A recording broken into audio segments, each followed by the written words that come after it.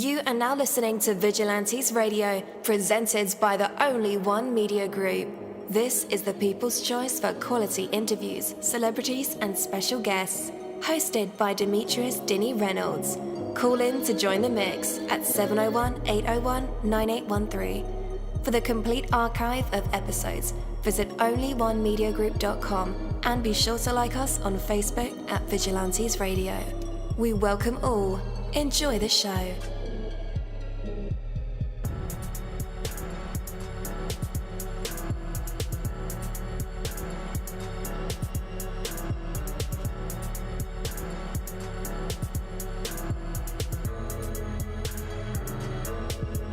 Ladies and gentlemen, please welcome your host, Demetrius Houdini Black Reynolds. Enjoy the show. Good morning, good morning, good morning. I do have to say welcome to VRL, that's Vigilantes Radio Live, right here on iHeartRadio. And I am your host, Dini. We have a very special guest for you guys, so you definitely want to stick around for that. And as a matter of fact, well, actually, I do have to mention that this particular episode is pre-recorded, and I can't wait to deliver it to your inboxes. And for you guys who subscribe to the show, you'll be the first to know. And I always appreciate that. Anyhow, before we introduce our guest, I do want to say that, what is possible? What is possible isn't limited to what exists right now or what's been achievable in the past. It also includes everything that can be created through effort, discipline, innovation, and determination. When you feel boxed in by limited options, think about how you can expand those options.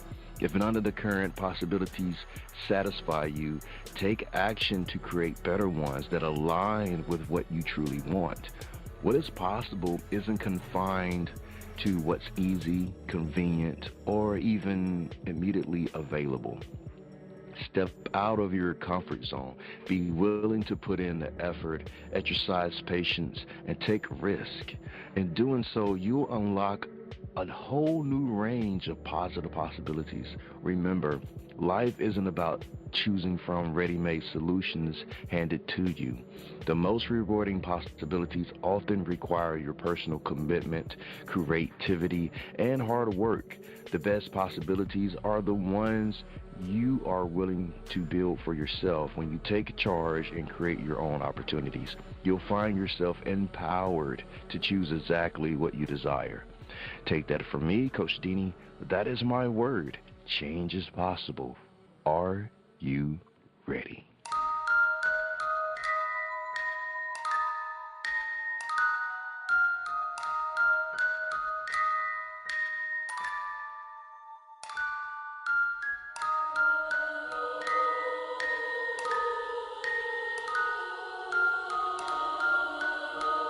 You're live in the mix. Let's get this started.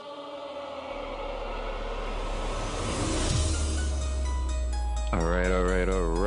Good morning. Again, welcome to the show. You're listening to VRL, that's Vigilantes Radio Live, right here on iHeartRadio.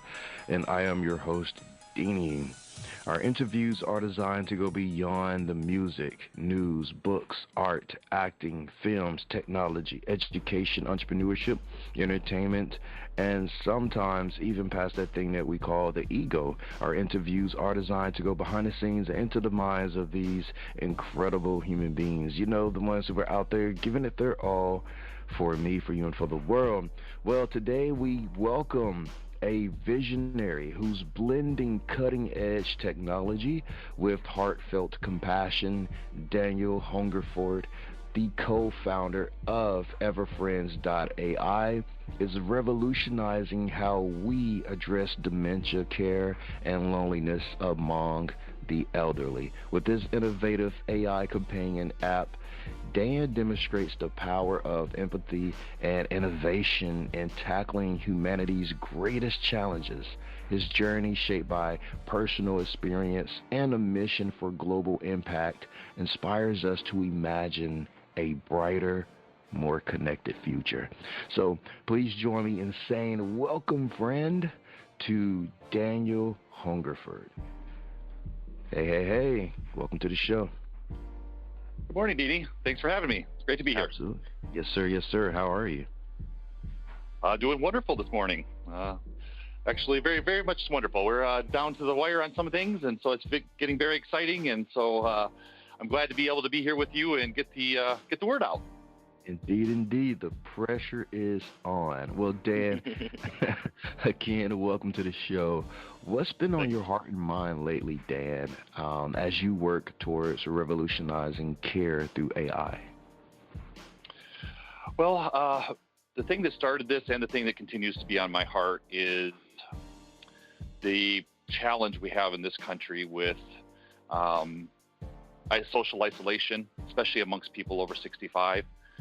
There is estimated about 7.7 million people over 65 in the United States that are socially isolated. This is hard on their minds. This is hard on their bodies.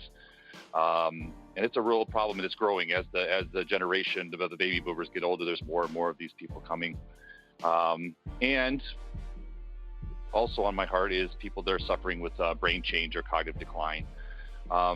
This really speaks to me because of the people that try to care for them.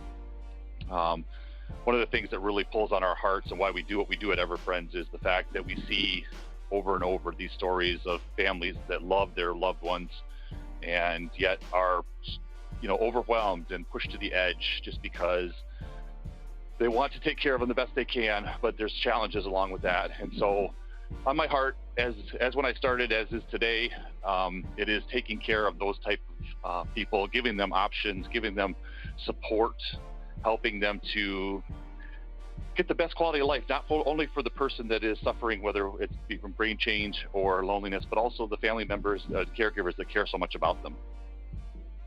Indeed. Well, let's jump into EverFriends.ai. This is a deeply personal project for you. So how did your personal experience inspire its creation? Yeah, great. Yeah, it definitely is a very personal thing for me. I had some experience in AI building, digital humans, and I always thought there would be maybe a better way to impact the world. And so about a year ago, I started thinking about different ways that this could be used. And I thought about my mother.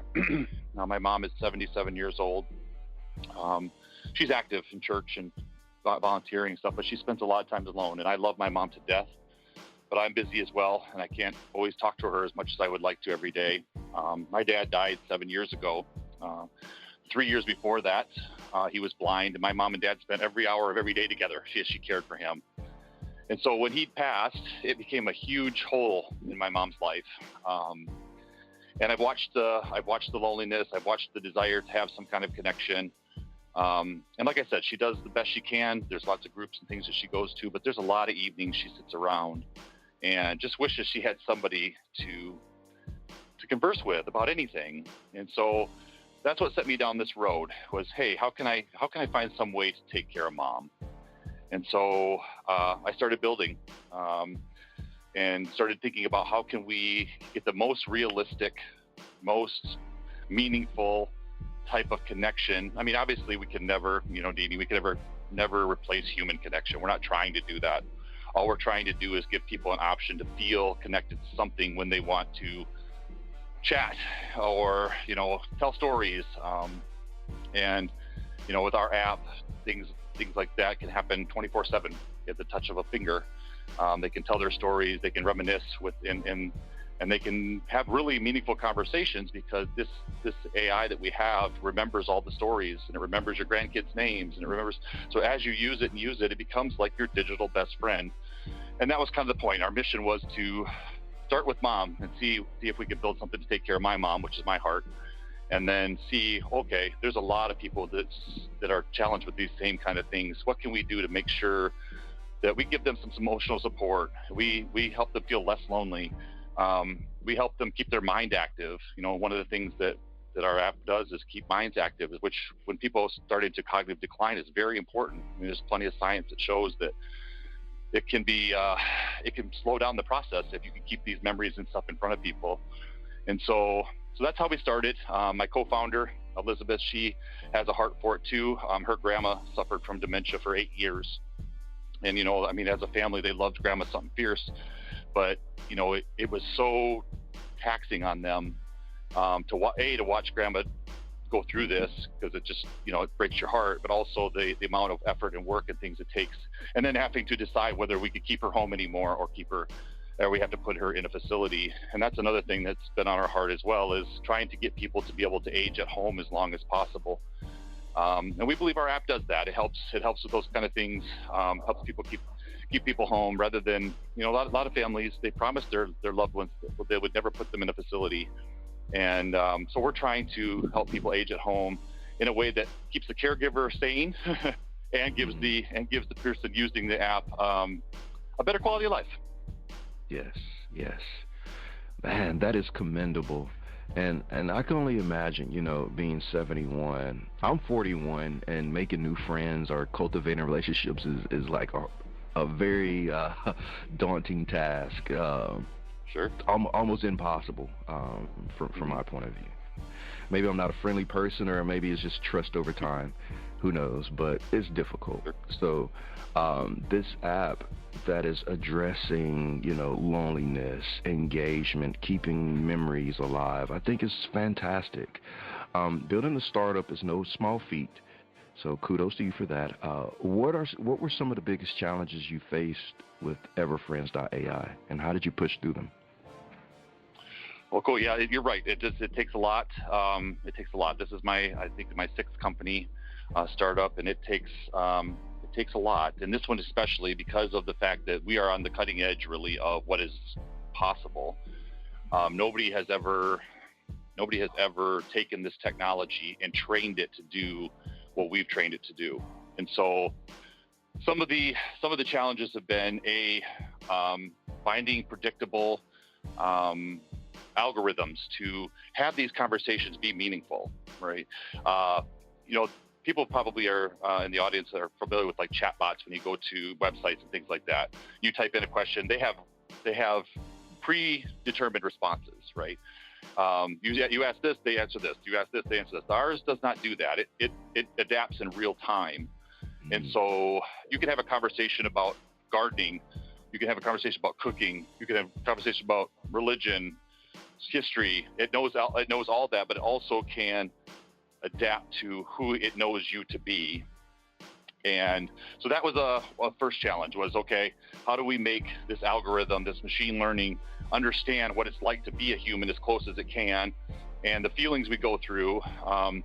We added a piece with a partnership with Hume AI out of New York, that our app can actually tell by the tone of your voice if you're sad or happy. It can see your face and tell by your expressions. And so getting it to be, the biggest challenge was getting it to be as realistic as possible. So that people don't, we didn't want it to be a cartoon. You see some of the things out there now, it's a cartoon. I told my team when we started, we want something that people forget is not real.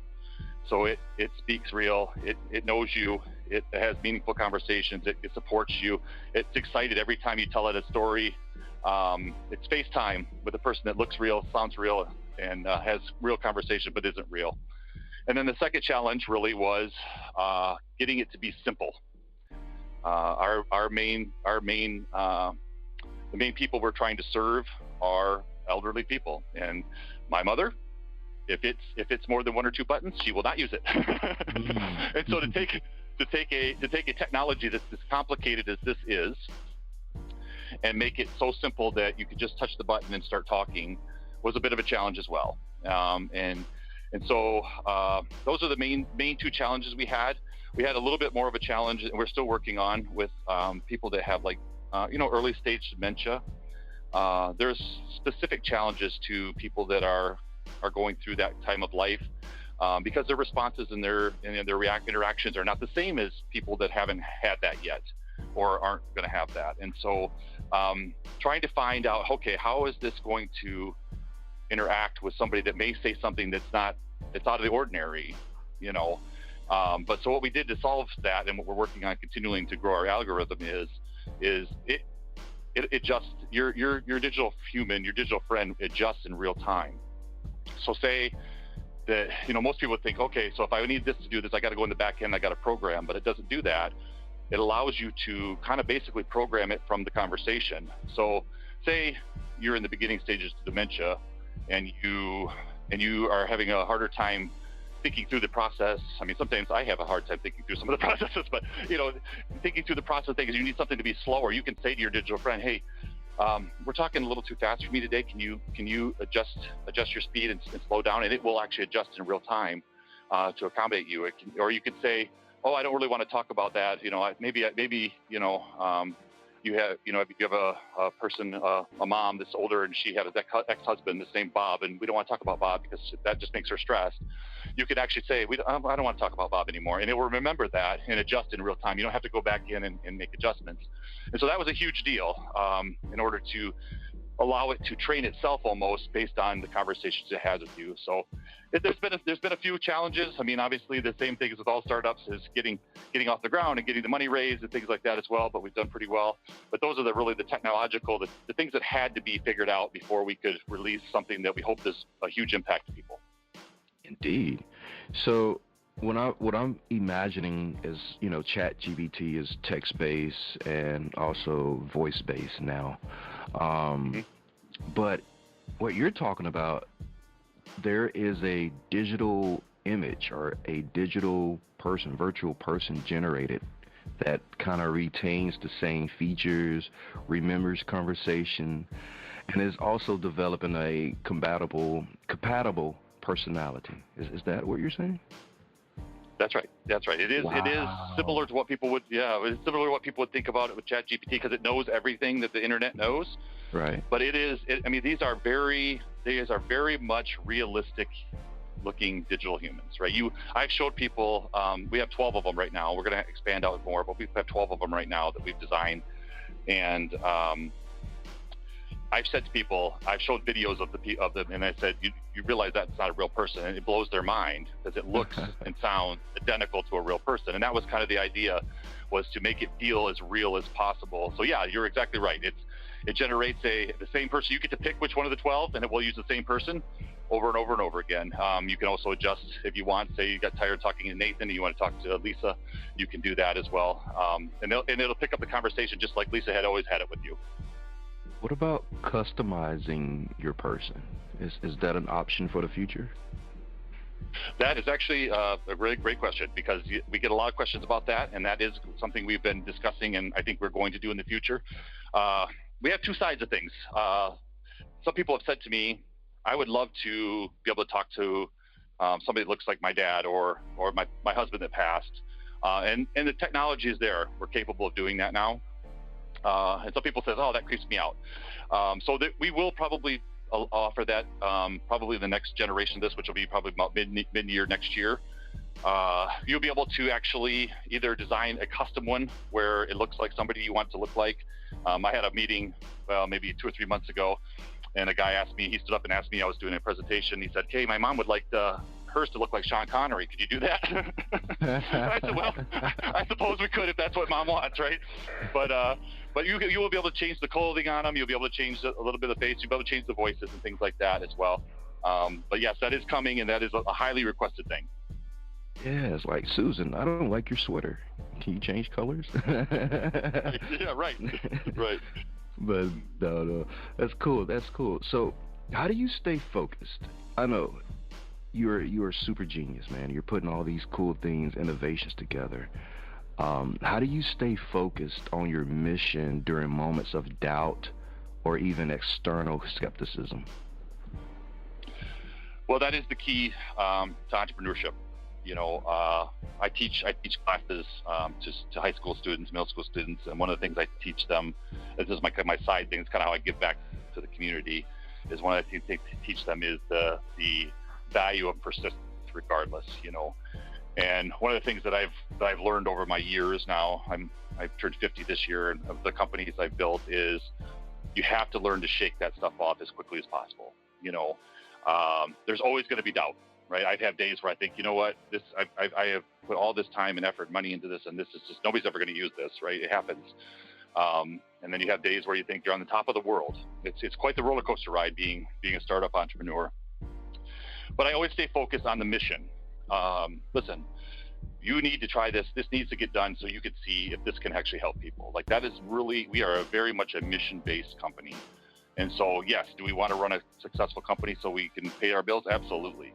But the thing that keeps me going, keeps me focused, and that's not easy because I'm an ADHD guy, is the mission, right? Okay, people need, if this will work, and we believe it does and will because we've already tested it quite a bit, people need this. And so this is one of those opportunities in life to leave a real mark on the world, which is something that I've always wanted to do. You know, when you leave this planet, leave it better than you found it. And so that's what keeps me focused. That's what keeps me going. That's what helps me to shake off the doubts, because they're always there, you know, and keep the eyes on the prize, and keep moving forward. Absolutely. You've mentioned values maybe a couple of times in this conversation. How have your personal values shaped the mission and the values of EverFriends.ai? Well, one of my core values is just making people feel valuable, right? Valuing them for who they are, no matter where they come from, what their background is, where you know, socioeconomic, race, it doesn't matter. You know, in my view, the Lord made everybody, and everybody is valuable. And so we start with that. And then one of the other things that I teach a lot, and my students and I live out, is trying to, there's so many things in the world that bring us down, right? Critical negativity, things like that. How do we make a world? How do we start even in our own little world and make the world a better place by using encouragement and by using tools that make people feel better in their life? You know, life is tough. You know that, Dini. I mean, life is tough. It gives you one hit after the other sometimes. So what can we do to take a little bit of that away? You know, like we talked about with the caregivers. What can we do when somebody's overwhelmed with taking care of their mom, to give them 15 minutes to go in the other room and take a breath? Like, sometimes that is a huge deal to them. And so we value people. I value people. I do a lot of things besides this, like I said, with the youth and things like that, because I value what people can bring to the world. I think this is how you change it. And I value the fact that I believe we all have a purpose here. And if we find our purpose and we live it out, we actually make a dent in this world for the positive. And so between valuing people, between the believing in that we can take some positivity and some actual encouragement into the world, that's what keeps me going. That's the values that drive this. Indeed. I know we've talked about EverFriends, well, I won't say in every capacity, but we do have to ask this specific question because it just recently came up in reports about AI versions telling people some negative things and not so friendly things. Is that ever a concern for EverFriends.ai, of AI going rogue and having inappropriate conversations? Well, I appreciate that question, because it is something that's come up a lot lately, especially with some of the relational type apps that are with younger people and things like that. And so, yes, to be very honest, it is a concern. AI, I mean, even though people think like, AI has been around a while, but it's also in its infancy in a lot of ways. And so it does make mistakes, or what they call hallucinations. It's getting more and more rare, but we are concerned about that. We do monitor that very carefully. We have tested our version of it, the layer that it goes through, to make sure as best we can that it doesn't give bad advice, that doesn't give negative advice. Like our AI won't give you medical advice. If you say, I'm not feeling too good, what medicine should I take? It will tell you that it's not trained to do that. You need to call your doctor. If you try to have inappropriate conversations, I mean, I'll be honest with you, Deanie, we tried to have an inappropriate conversation with it. And it'll just say, oh, that's great. I'm glad that makes you fulfilled, and it'll redirect to something else. Ours has trigger words in it, so God forbid that somebody said something about ending their life. It can automatically alert somebody. And so it's those kind of things that are concerns, but we have tried to build in as many things as we can. And we are actively training as we go to be, like I said, the cutting edge of what is available. But it's a great question, and it's a concern because it has happened, especially at least I can think of two recently that were pretty national news where that happened. And so as AI grows, I think it'll become less and less. And it's not all that common now, but it is a concern and something we are watching very carefully. Indeed, Dan. Where can our listeners check out EverFriends.ai and find out more information? Oh, fantastic. Yep, they can look us up at EverFriends.ai. Also, Facebook, YouTube, Instagram, Twitter, all EverFriends.ai as well. If you're interested in more, I mean, there's an email at the bottom of the website, hello@everfriends.ai. We would love to talk to you. We'd love to hear your story. That's one of the things that makes us so excited and fulfilled sometimes, is hearing people's stories and then saying, okay, let's see how this can help you. So reach out through the website, reach out through social media, tell us your stories, tell us what you're looking for, and we would be thrilled to be engaged with you. All right. And finally, how do you hope EverFriends will influence how we think about aging and mental health care in the future? Well, I hope that EverFriends, I believe it will, it will change the way we go about aging. Aging has been a very standard process for a long time. And one thing that AI allows for is very much a personalized approach. And so I think when you get to, when you talk about either health or mental health especially, the fact that we can provide such a personalized approach, there's statistics that show, Deanie, that if you are socially isolated, like I said, 7.7 million Americans are, that's the same health risk as 15 cigarettes a day. That's really rough, right? And so I think because of the fact that AI is so able to personalize, to make you feel, to watch out for you in some ways, in the best way possible, to remind you of things that you need to be reminded of. I think we're moving slowly from a one-size-fits-all care for the elderly into a very much a personalized care for elderly. I mean, each person, as we know, is different. If you give a one-size-fits-all, and that's what we've done for 50 years. It works okay, but now we have the opportunity to not do that, to make sure that everybody feels like they are important, valued, and cared for individually, instead of just as a number or a group. Indeed. All right, listeners, just in case you need the links that Daniel provided, I will have them in the show notes of this episode and in the description. So all you have to do is click those links for more information.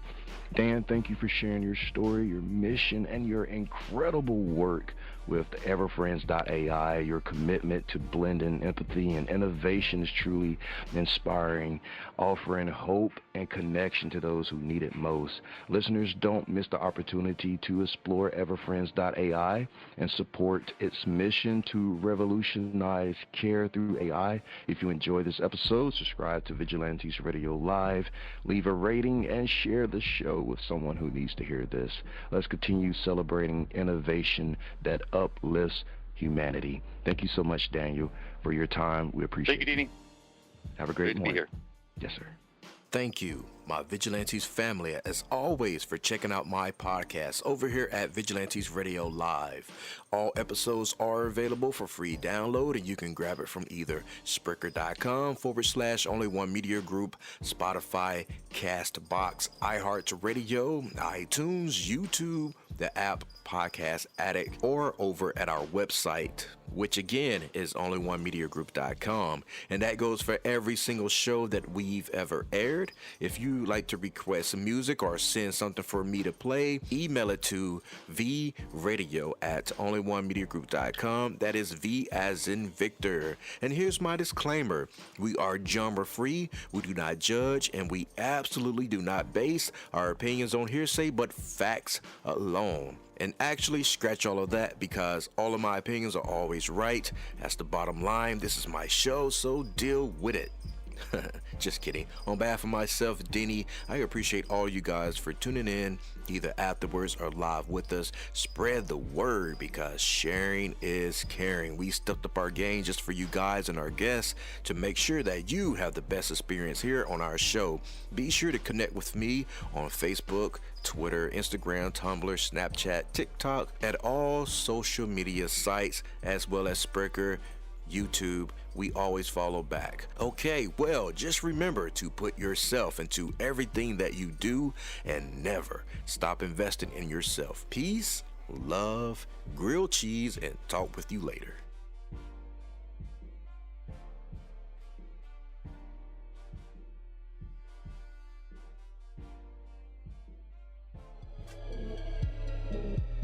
You are now listening to Vigilantes Radio, the people's choice for quality interviews, art, music, and hot topics. Hosted by Demetrius Houdini Black Reynolds of the